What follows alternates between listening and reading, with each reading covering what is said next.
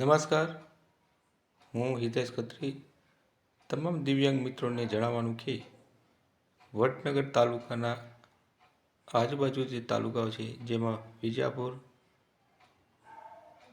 ખેરાલુ, સતલાજના આ તાલુકાના દિવ્યાંગોને જેને સર્ટિફિકેટ દિવ્યાંગનું કઢાવવાનું હોય ત્યારે વડનગર જનરલ હોસ્પિટલની અંદર આ સર્ટિફિકેટની કામગીરી સેન્ટર ચાલે છે.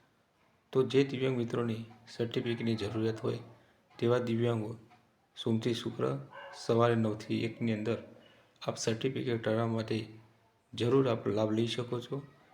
આ સર્ટિફિકેટથી આપણને સરકારની અનેક વિવિધ કલ્યાણકારી યોજનાનો તેનાથી લાભ લઈ શકો છો. તે માટે આપ ત્યાં આગળ અવશ્ય સર્ટિફિકેટ માટે જાઓ.